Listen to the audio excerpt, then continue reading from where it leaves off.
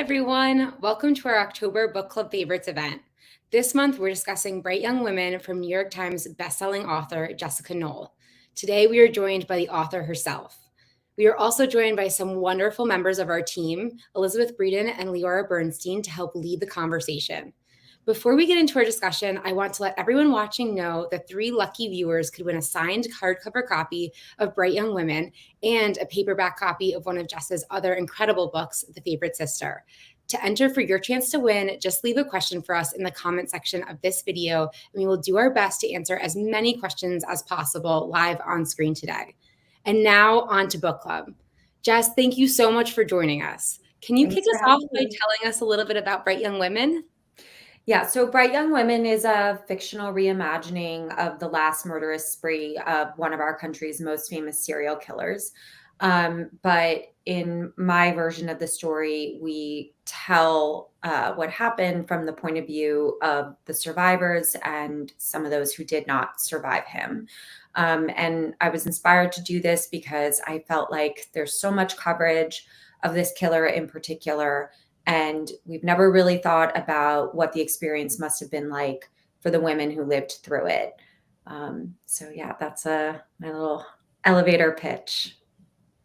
Well, I think you kind of started to answer my first question, which is, how did the inspiration come to write about this particular, person in history and also the women.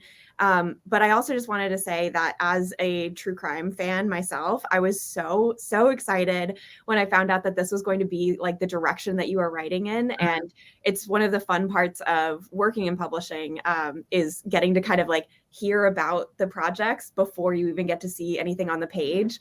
And I remember emailing your editors being like, is there anything to read yet? Is there anything to read yet?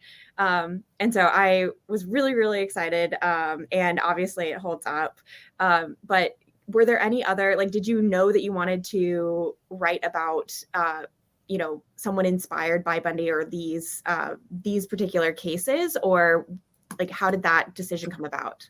It really came about, there was a new documentary that was kind of splashy, and a lot of people were watching about it and talking about it on social media, and it was in 2019. And then very quickly it was followed up with a movie where Zac Efron played him. And initially, one of the episodes of the docuseries featured the comments made by the judge when he sentenced him to die in his Miami murder trial, for the crimes that he committed on the Florida State University campus. And the judge had called him a bright young man and went on to kind of extol his, kind of talent in the courtroom, and that it was such a tragedy because he could have made a great lawyer, but he went another way. The comments were infuriating, and a lot of people were infuriated by them. And I just got interested in the case from there and started doing some digging. And I was just curious about the women in the case. And I quickly found that there wasn't very much written about them. And as someone who wanted to maybe use this as a jumping off point for a story, but I still wanted to work in fiction, I actually thought, oh, well, this is better in a way because I can use my imagination to kind of create a story that weaves with what we do know about the case. And very quickly, when I started researching it and kind of getting my hands on the transcripts, one of the other things that I discovered that was so interesting to me and made me feel compelled to tell this story the way I did it was that Ted Bundy wasn't that brilliant, that charismatic. He was okay looking, I guess, normal looking, I guess, was, I think more what people were reacting to, the fact that someone so normal looking could do things that were so abnormal. Of course, now we know that's not a surprise at all. That's kind of how crime and violence, especially against women, works. But I really relished the opportunity to kind of dig into the falsehoods that we'd all accepted as truth about him, that are in fact not true at all. Yeah. One of the things that stood out to me from reading was the observation that he basically was in contact with his victims, or like lured in his victims, because he either acted in distress or injured or had some kind of need for help from someone.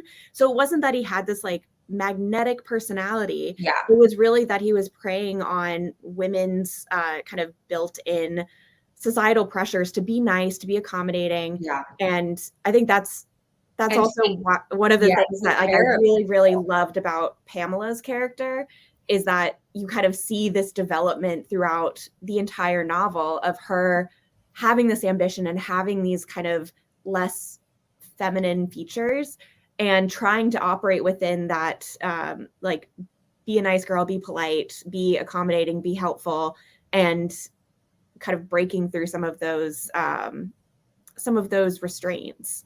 Yeah. Sorry, I went off topic a little bit, but well, no, Yeah. but the thing is, Elizabeth, you bring up something so interesting, because for me, and this is a question that I actually had, because for most of the novel, I felt like we were led to believe whatever would be revealed about Tina would make her a villain. Like, and it kind of was that throughout the book, she wasn't that kind, acquiescing female, right? Like, and I just wanted to know, was that intentional? Like, was Tina kind of created as a jumping off point for Pamela to kind of grow in this way? Like, just, do you want to maybe expand on that role and all of that? It was so fascinating to me.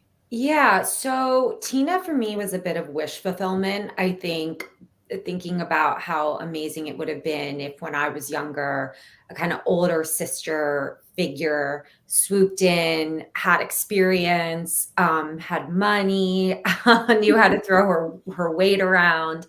If she kind of swooped in and was like a little bit of a guide through this. And I really wanted the women to be the heroes of this story. So I like the idea of Pamela and Tina connecting, and Tina being a little bit of the, of Pamela's North Star through this experience. What's interesting, and again, this is like a little bit off topic, but I'm reading the Britney Spears memoir right now, and I like can't put it down. It's actually just going to turn into a Britney. Yeah, but I'm fine with it. What is so interesting to me is very early on when she talks about her family history and her grandfather, who committed two of his wives to a mental institution, and like was the, I got chills when I heard that part, because part of my research into not only Tina's story, but Ruth's story was about how in the 60s and 70s, how homosexuality was viewed as a mental illness. Like, it was still in the DSM as a mental illness. And so women and men were committed if they showed homosexual tendencies. And I went, I found all these harrowing stories about how grown women could be committed to mental institutions by their parents, by a brother, and by their husbands. And they didn't have a say in it at all. And then when I heard that about Britney's grandfather doing that to his wives in the 50s, I was like, oh my God, this was exactly what I was researching. And so back to your point, Leora, the intent was to show for Tina and for Ruth. And Ruth had a little bit of that too. Like, she was hiding this secret that was like this great shame. And her mom was like, her mom was always trying to, keep that protected. And she, and it seemed at first that her mom was protecting her. For the impact of that to be, wow, it wasn't that long ago that we considered people sick for just being themselves, and how difficult that must have been for young women at the time. And I think it expands not just to someone like Ruth, who was struggling with her sexual identity, but with but just to be a woman who wants to have a voice, who wants to be taken seriously, who has ambition, that like there's something wrong with you if you want those things. So Pamela also had to kind of toe that line of having those ambitions and those dreams inside of her, but not voicing them in a way that would make anyone think there was something wrong with her. Yeah.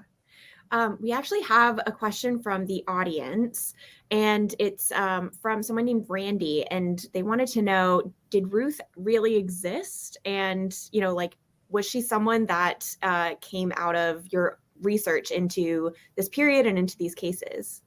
Ruth is entirely made up. The only thing about her that is based on real life is the day she went missing and where and the circumstances under which Ted Bundy approached her, because there was an eyewitness. Other than that, there was not much written. There were 2 women who he abducted that day and ultimately murdered, and the remains of one was found, but they don't know what happened to the other girl. All I knew about Ruth, or all I wanted to do with a character like Ruth, was I wanted to explain how I wanted to set up a situation where a woman, because according to the eyewitness, when he came over and he asked for help with loading the sailboat into his car, that the young woman was irritated with him, which also kind of goes back to your point earlier, Elizabeth. A lot of what we were told about him was, well, he got his victims because women were, you know, enamored with him, or he was so handsome and Had this energy, they couldn't help themselves. Yeah. And so they were like, sure, like, you know, I'll, you know, tell, you know, I trust you, you know. I don't think these women, when they were going off to help him, I think probably very likely, based on experiences I've had as a woman myself, probably had a gut feeling like this isn't a good idea, but I can't say no to this person who's asking for my help and who's injured and who needs me, you know? So I really wanted to make a commentary about that. And so that helped inform Ruth's story about having to ultimately stand up to her mother and let her mother down, and then end up on the beach that day with someone asking her for help and feeling like I've already gone past my threshold of, you know, disappointing people today. So I can't disappoint one more person in my life. And that it was ultimately that kind of conditioning as a woman that ended up being so deadly. Yeah. Oh my gosh. I think that's part of the tragedy of this book, right? Like, you know what's going to happen to these women. You know the end, essentially, and yet you make the story so propulsive and so interesting. You learn something new on every page, and I think that comes down to it being a mixture of fact and fiction and your imagination and your compassion. And I just wanted to know, how do you handle writing about such a sensitive subject? And were there considerations you made in order to respect the real victims as you made up these composite characters? Yeah, definitely. There, you know, there are parts of the story that I discovered about some of the real victims and survivors that I did not put, that I think are actually incredible. And I wish more people knew what I know, but it wasn't my story to tell. One example is one of the sorority sisters from Florida State University, who, you know, was in the house the night of the attack. She wasn't one of the ones attacked, but she was deposed by Ted Bundy and, you know, part of the trial and dragged into the whole thing. She went on to campaign for the Victims' Bill of Rights to be passed into the Florida State Constitution. And this was a massive effort on her part to get this passed, and that the Victims' Bill of Rights was all informed by her experiences in this case. So, for instance, something that is now elite, and so it did pass, and this was in 1989. She did this 10 years after or 11 years after the attack, and it was the first time any state constitution has elevated victims' rights to the level of constitutional right, and which is an incredible feat. And I can't believe more people don't know that. And one of the things that is now a violation of victims' rights is that if the accused chooses to represent themselves at trial, as Ted Bundy did, that it is now a violation of the victim's rights for the accused to depose them. And that is a direct result of her being deposed by Ted Bundy. And at the time, it would have been a violation of Ted Bundy's rights if the women refused to be deposed, and they would have been held in contempt of the court. Now, because of this woman's work, it would be a violation of the victim's rights. I just think that's an incredible story, but that was not something I was going to put in the novel because it's just, again, not mine to tell. Yeah.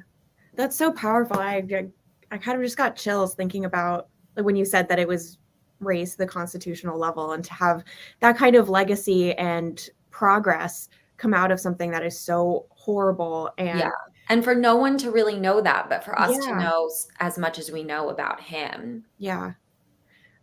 We do have another question from the viewers, and going back to what you were saying about Ruth standing up to her mother. The question is, both Ruth and Pamela had difficult relationships with their mothers.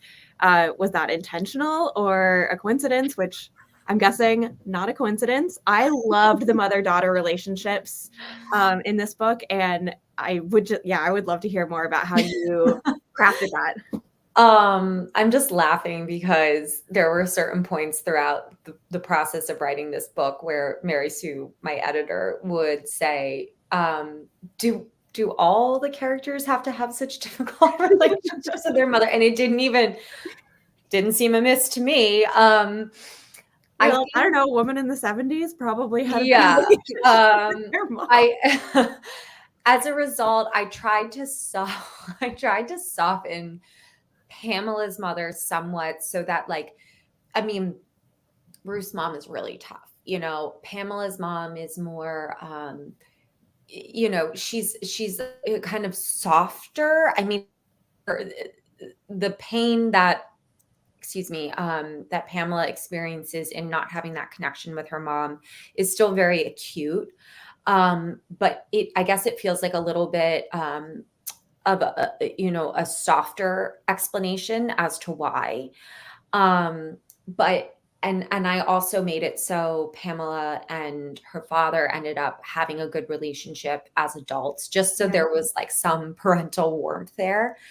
I don't know. I think it's easier for me to, and I was going to say, I don't know what this says about me, but I'm in therapy, so I 100% do know what this says about me. That it's easier for me to write relationships between women that are difficult than it is to write relationships between women that are positive and strong and loving and warm. I will say the next book I'm working on has a very good relationship between the mother and daughter. And this is new territory for me. And I think it shows all the growth that I've experienced. I was going to say, what do we call that? Growth. Yeah. Love that. I have another viewer question, but it will bring us back from the growth we have just seen. So, you did mention therapy, but after deep diving into such emotional topics on several levels and creating the story, how did you decompress from the stress? How did you pull away and get back to your own mindset again? Yeah. I don't really have an issue with that. I actually find that I'm able to things out when my headspace is in a place where I'm trying to put clues together and tell a story that has a beginning, middle, and end, and that there's a resolution to it. And I actually find that that's why I'm drawn to reading and watching darker things, whether it be true crime or horror. And I've thought about that a lot with this book because it kind of it pulls from real life, and it skirts a little bit of a true crime line. I've thought a lot about why I'm drawn to these stories, and dark subject matter, and why a lot of my friends are, a lot of women I know are too. And I really think it comes down to the fact that for women in particular, a big part of just existing in the world is being fearful, and there, it's well documented that, horror is as big a genre and as popular a genre as it is because it's a way for us to placate our deepest, darkest fears in a safe setting. Mhm. And so I think I'm doing some version of that where I'm working out anxieties that I already have in me from earlier experiences in my life. And I am able to I'm trying to make sense of things that don't make sense. I'm trying to understand motive. I'm trying to understand the relationship between the criminal and victims. And these are things that help me just see things clearly about my own life. And I have a sense that other women are doing something. I can't speak for them, but it's such a popular genre that my sense is that might be happening a little bit with others too. Yeah. I mean, I really appreciate your working through all of it because I definitely love reading it all the time. Every one of your books, in every way that you work through the trauma and all of that, I just go, yeah, it's a real anxiety, Yeah. It's great to read. Thank you. That kind of reminds me of, again, going back to describing how the defendant would pretend to be, injured or need help. Mhm. I was watching Silence of the Lambs with friends recently, Oh, yeah. and the one scene with the couch and he needs help. Every Yes. girl in the room was Oh my like, God, I forgot about that. That's how Yeah. she gets, yes. but that's every girl in the room was screaming at the TV and being like, Right. "You don't have to help him. Go Right. inside. You don't know anyone anything." Yeah. And I think some of the guys were like, why are you guys having this response? And it's like, Yeah. because so many women have like tried to take note of those instances Yeah. or listen to your gut or, the like screw politeness kind of thing. Yeah. But yeah, It's that's really hard to do. It's hard to do in 2023, even with all the awareness and conversations around women not owing anybody anything. So I had a lot of compassion and empathy for the young women in 1974, through 1978, when a lot of these crimes occurred, because if it's hard to do now, imagine what it was like back then. yeah. At our heart, we are all pathological people pleasers, no matter Yeah. what the age is. And I just, Yeah. the more things change, the more things stay the same. I think it's the reason Bright Young Women is as poignant as it is, right? Yeah. So I just said, I referred to the serial killer in your book as the defendant, which you do as well. And so I have two name questions for you. The first is, how did you decide to use the defendant and not name him in the book? Mhm. And the second is actually a continuation from an audience question, which is, how did you decide on names for the characters? So I'd love to hear about how you named everyone. Yeah. So I always knew I wasn't going to name him. I just didn't know how I would refer to him. And I think in very early drafts, it was just like the man, that man. The more I read of the trial transcripts, he was always referred to as the defendant in the Miami murder trial. And at some point, it clicked for me that would be the perfect term to use for him, because he was so obsessed with everyone knowing that he was representing himself at his trial, that he was a law student, he was going to be an attorney. I mean, meanwhile, he'd had like 7 months of law school under his belt, and he had to falsify his transcripts to even get into that law school. And by the time he was representing himself at the Miami murder trial, he'd been a convicted killer for, I think, 4 more years than he'd ever been like 4 times longer than he'd ever been a law student. So the whole like law student, potential lawyer, attorney thing was like a little bit of horse shit. But he wasn't the only person. He had a team, like in these big cases, there's usually more than one attorney. So he had like a couple attorneys on, and he was like one of them. But what was interesting is that in the transcripts, the other attorneys were all referred to by their last names, Mr. or Miss, and then their last name. But he was always the defendant. So I was like, you can't cheat the court reporter. Like, you were never an attorney, you were the defendant. I love that. Also, there's something kind of powerful of he took a lot of like personhood away from people, from his victims. And in this, it's like in history, in the documented version of events, he does not get named. Yeah, exactly. I love that you said that. I think it goes back to also showing respect to the victims, right? I mean, just making sure that the bright young women are the focus of everything. Yeah. And this actually, so Bright Young Women really pops on the cover. I find this cover to be striking. And Bree, one of our viewers, asks, what did the idea for the cover come from?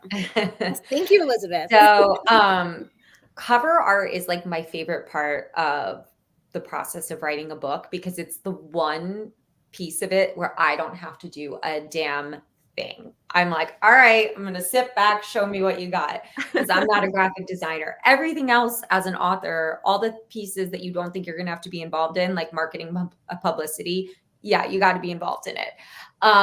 But this is the one thing where I'm like, I don't know anything about graphic design. So like, this is kind of our vision, whatever. I have to give credit here, which is that it was the first attempt, the cover. I didn't know that. That's amazing. It was the very first thing they showed us. And they really just knocked it out of the park. And I'll say, it's like, with this one, it felt like a departure from my other works in that like, it was my first novel that isn't in a contemporary setting. And I know obviously there is, the school of thought that you want to kind of stay in the same color palette, and you want, so people can learn to recognize you as a writer. And so obviously with Luckiest Girl Alive and The Favorite Sister, you can see that they're like part of a piece. But I wanted the cover to indicate that this novel was different for me, and that I was stretching myself, but that there would still be parts of, me as a storyteller that you would recognize in this. And I just think they bridged that gap so beautifully. And I think I heard that, I didn't even give any direction, but I heard that the inspiration came from horror posters from 1970s films. That makes a lot of sense. Yeah. Well, I could talk to you about this all day. I have so many questions. I could still go on and on. I didn't even get into Carl. I know. Oh yeah. So I think we might be out of time, though. I'm seeing our leader come. I'm so sorry. I'm going to jump in. We had so many more questions in the chat and on Facebook and YouTube. People are loving this discussion. And I have to say, personally, I know technically it wasn't my time period either, but saying that like this isn't contemporary, I called it like kind of historical fiction one day talking about it. And that almost made me like choke on my words a little bit. I was like, that can't be that far away. But I also say that about 2000, and that was over 20 years ago now, which is a little but I just want to thank you guys so much for such an incredible discussion. I feel like I learned so much more than I even knew. So I really loved listening in. And before we go, I just want to give one last reminder that you can still post a question in the comment section to be entered to win our Bright Young Women sweepstakes. Our next book club favorites read will be What We Kept to Ourselves. You can join our Facebook group and follow us on Instagram for the latest updates. And make sure that you're following Jess on her Instagram to keep up with everything going on and any new books that might be coming out as well. Finally, Elizabeth, Leora, and Jess, thank you so much for joining us today. And I hope you all have a lovely afternoon. Thanks, Thank you. guys. Thank Bye. you. Bye.